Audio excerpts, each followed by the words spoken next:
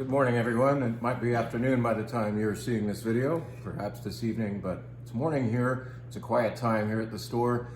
I sincerely hope no delivery trucks show up while I'm doing this because nobody else is in the store right now and I would have to turn this off, go down and receive, start all over again, or do a part two. So bear with us if that happens. But we want to say once again, thanks so much for watching these videos. It's great encouragement to us that even as the pandemic wanes on, we are still having followers of this. People actually glean something from these announcements, from these tidbits, from watching me slurp wine. It's whatever it takes.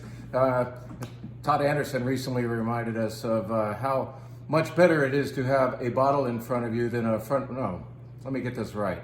It's better to have a bottle in front of me than a frontal lobotomy. Cute joke, but actually right now there are two bottles in front of me that are meant to announce that we have yet another Zoom coming up.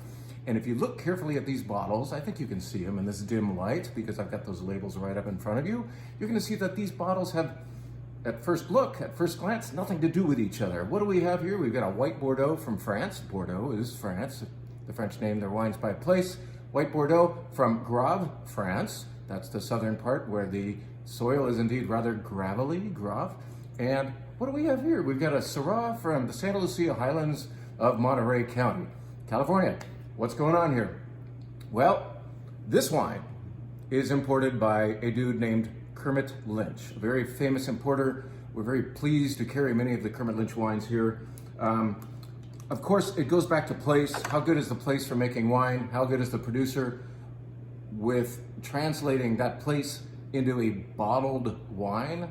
But the finder of the wine, especially when this person, this intrepid traveler, is going to places that we can't easily access, especially right now, that traveler, that finder of wine is, you could say, just as important. And for over 40 years now, Kermit Lynch has been one of the, let's say, the godfathers of wine imports. We've gotten to know his wines very well. This has been a standard on our shelf for a long time. Why am I talking about it today?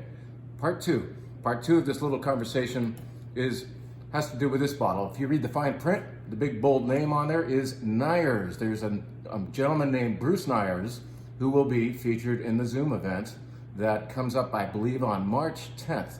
Bruce Neyers, we are lucky to have him. This guy has great knowledge and awareness because he did, in fact, perform his duty as the national sales manager for Kermit Lynch for nearly 30 years. He is wonderfully aware of the wines that Kermit Lynch brings over because he used to sell them throughout the country, represent them, tastings and dinners. And what's he done in the meantime? Bruce Neyers goes up to the Napa Valley, buys property. He and his wife Barbara set up shop there, make wonderful Napa Valley Cabernet. You've got this very rare coinciding thing of a person endowed with old world wine knowledge, a la Kermit Lynch, a la that occupation, from which he's now finally retired, applying it, all of that centuries of lore, centuries of information, applying it to Napa Valley winemaking. Not just Napa though, because yes, he makes wonderful Cabernet up there, wonderful Chardonnay, but he also sources fruit from other places. Very interesting, old vineyards in Oakley. Bruce and I were just on the phone the other day talking about the oldest vines in California are in little old Oakley near the Pittsburgh Antioch Bridge. I was just there getting some cuttings. We'll talk about that some other time. It'll probably come up in the Zoom event.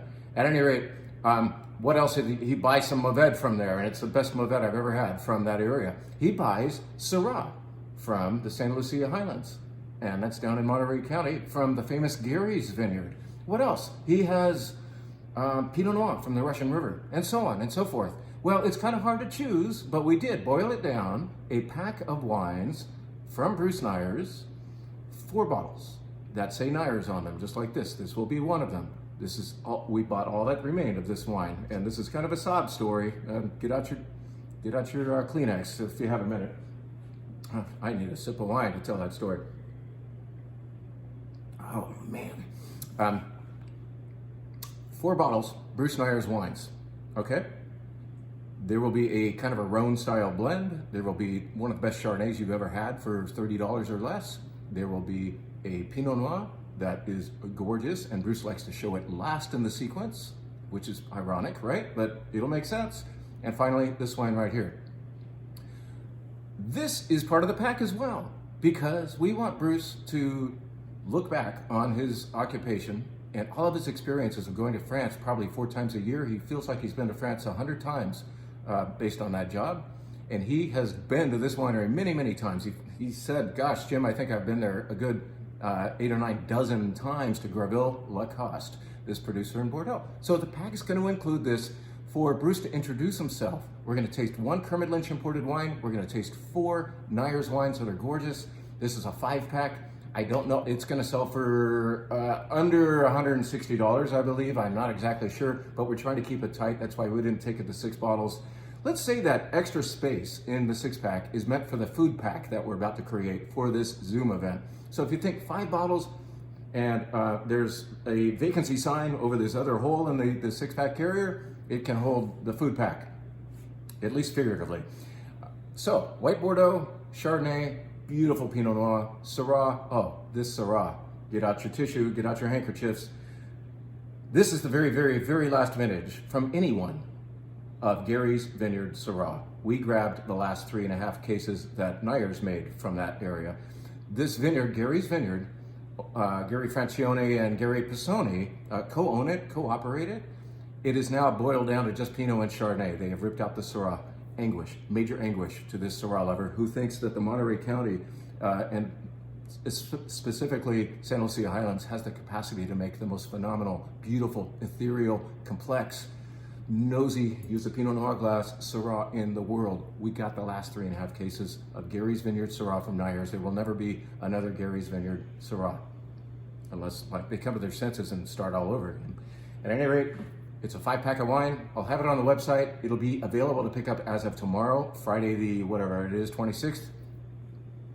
Let's get in on that Zoom. You will have the opportunity to hear from, literally, we cannot overuse the word when we apply to Bruce Neyers. He is an icon of the industry, and he's a very affable dude too, who's got tons of stories to tell. He'll tell you about Napa, he'll tell you about France, and his wife, Barbara. We can't discount what she's contributed. She used to cook along with Alice Waters at Chez Panisse, and her awareness of food creativity is vast. So in fact, we're gonna provide a couple of recipes and wonder if some of you buying the packs will actually create 1 or 2 of the dishes to enjoy with these wines being zoomed. How about that? How about something fun too? Why don't any of you out there who have Kermit Lynch apparel, whether it's a t-shirt or a beret or something that indicates something to do with Kermit Lynch, let's dress up that day. Let's have a little costume contest, all right?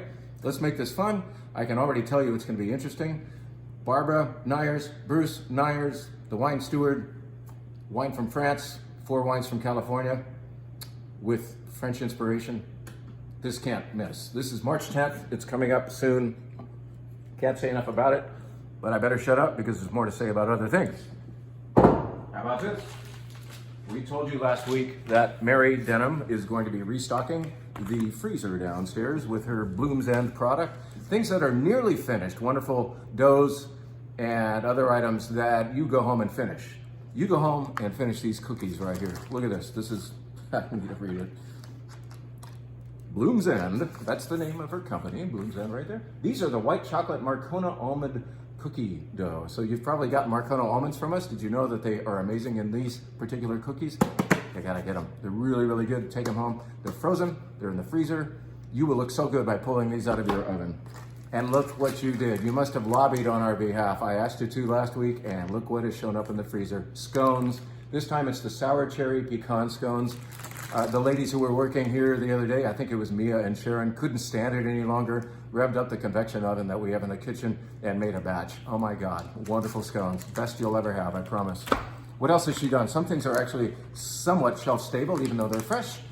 And this is Mary's own batch of granola, and we've already gotten rave reviews from several of you about them. I got some of these for Christmas to test them out, and I can tell you, this is freaking great granola. Whether you're the type that pours yogurt over it, or perhaps a little bit of milk, or just eat it out of hand, really nice granola. Maple, pecan, and currant granola. Yum, yum. So there's that, the weekly Bloom's End announcement. But that freezer, man, it's pretty impressive. You ought to come in and check it out and take advantage of this. I'd like now to represent this several different ways. Tell you about some new wines we've just brought in. There are always new wines coming in, and I imagine that doorbell's gonna ring any second now. And if it does, I'll go grab what just came in and tell you about that too. But in the meantime, the bell's not ringing, and I can tell you about this. This wine is singing. This is a Saxon Brown Chardonnay from the 2014 vintage. We just don't do this. I've been accused by some of my vendors over the years of wanting the freshest and cleanest and leanest wines for you. And I have been forsaking sometimes wines that have development. Well, great Chardonnay, well-made Chardonnay from special places like Greenacre Hill and Carneros in the hands of a gentleman named Jeff Gaffner. He's the winemaker and owner of Saxon Brown. I don't know why it's called Saxon Brown if his name is Jeff Gaffner. At any rate, 2014 Chardonnay. One of my vendors reminded me that last fall when I first tasted this, I really loved it. I just didn't have the financial wherewithal to make a commitment to yet another Chardonnay. This has gone to a nice wholesale price. I have pounced on 3 cases.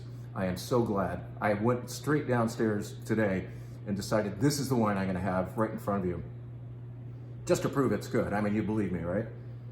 Wow. This is what we hope for from great Chardonnay with a little bit of development. It's going to a little bit of honey and hazelnut, and it still has the fresh baked apple going on. Spice, a little bit of creme fraiche. It has a lot to say about it.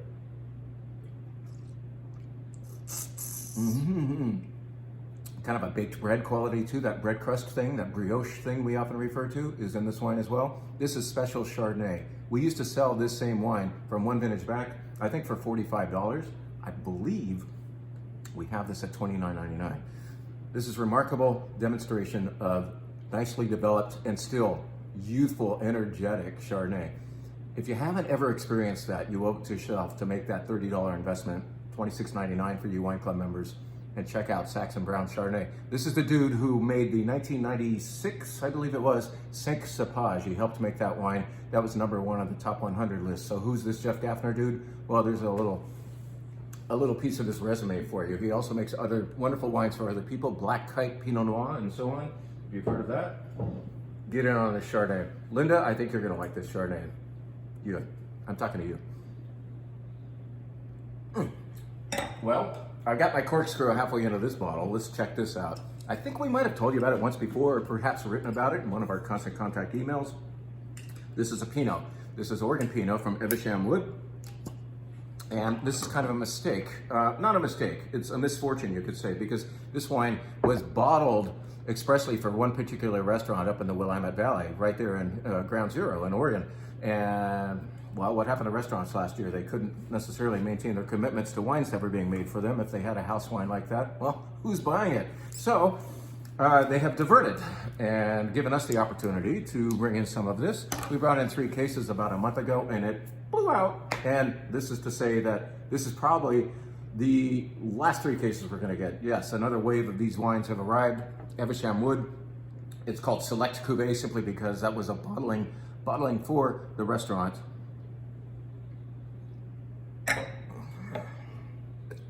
It's very hard to say goodbye to that Chardonnay, but I'm not gonna rinse my glass with a little bit of this Pinot because as good as the Chardonnay was, I wanna taste nothing but this Pinot Noir now. What do we anticipate from Oregon Pinot Noir?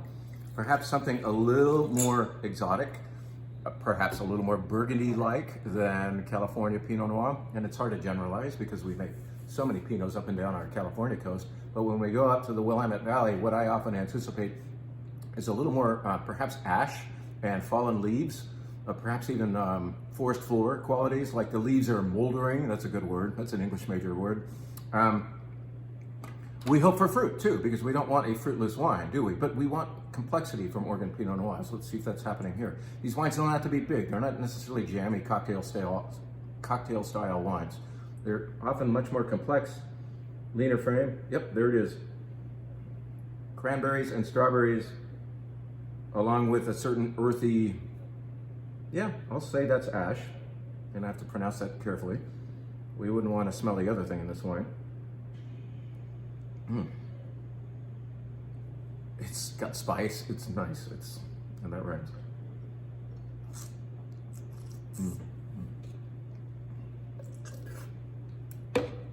I know some of you really like a richer Pinot Noir than what this does as a standalone wine. Don't treat it as a standalone. Treat it to rotisserie chicken, treat it to grilled salmon, It will be lovely. This has wonderful acidity, and that is meant to cut the protein that is sitting on the plate in front of you. It will be a beautiful duet. Some kind of delicate protein along with this pinot, thoughtful organ stuff, and a great opportunity. It's supposed to cost more. I think we have it at $29.99, and once again, $26.99 for the wine club people. So that's another wine, just kind of like drum roll please, the wine that has just gotten here, that may not be here for much longer. This might be our last chance to carry this fun little like accident wine. Let's take you to Italy. Let's spin the globe, spinning the globe. And taking you now to, I don't know, where is it? It's way up there, we can't see it. Italy, a new wine.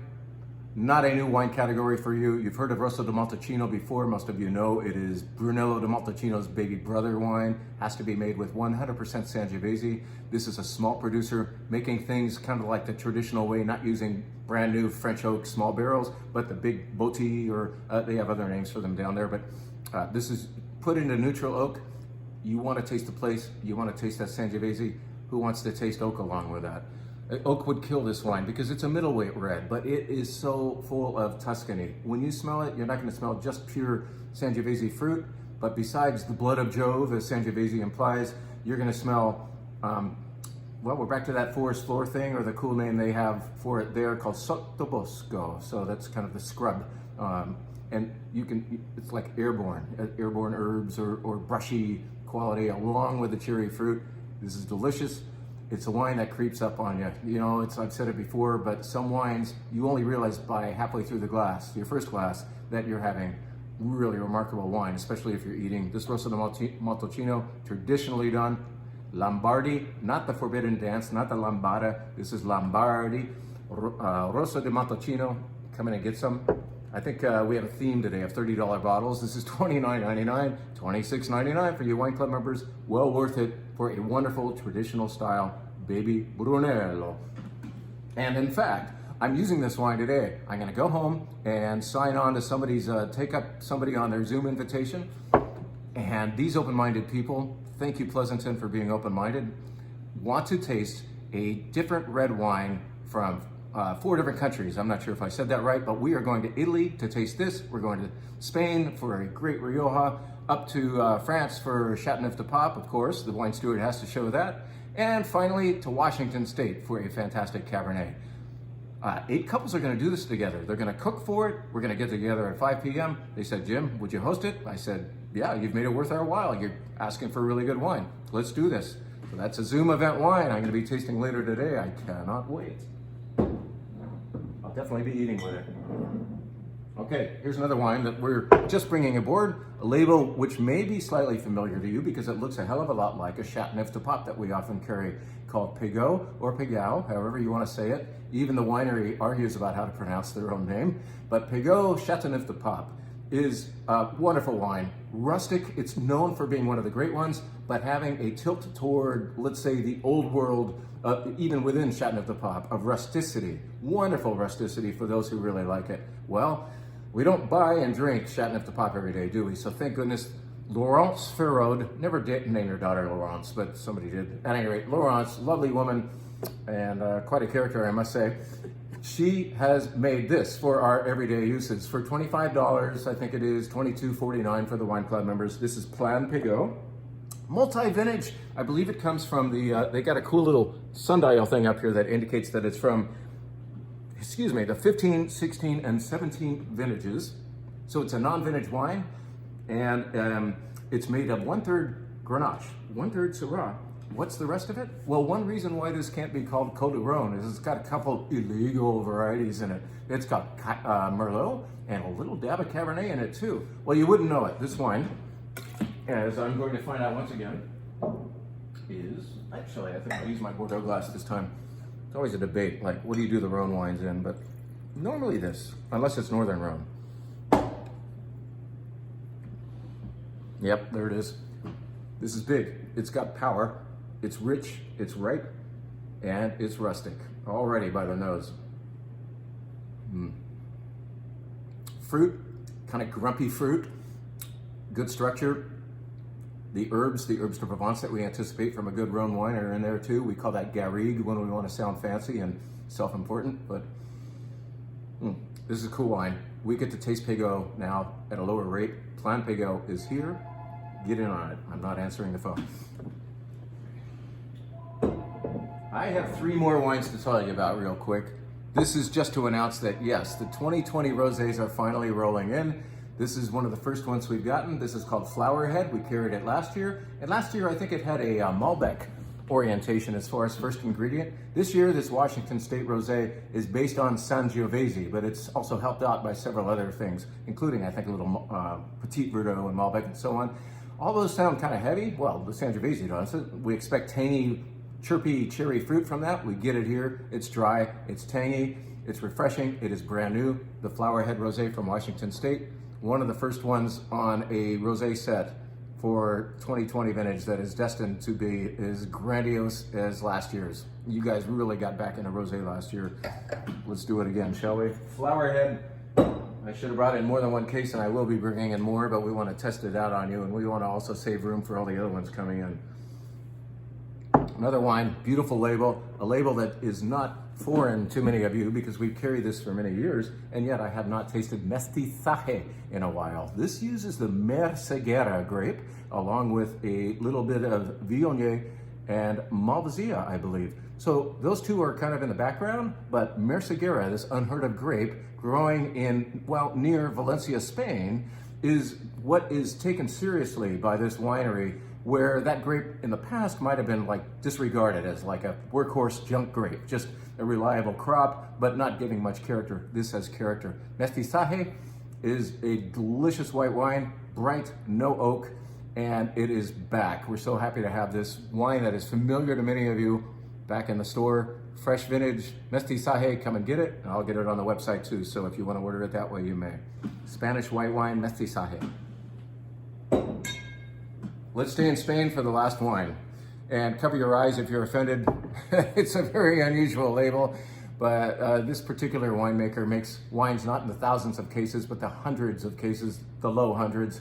This is one of those. I think only 200 or 300 cases of this was made. This is from north of Rioja, Spain, closer to San Sebastian in Basque country. Indeed, the winemaker, whose name I will not dare to pronounce, is a Basque. And his father owns a restaurant in or near San Sebastian, and asked his kid to bone up on winemaking and to make him a wine for his restaurant. He said, I want Chocolina. Chocolina is the local Basque white wine.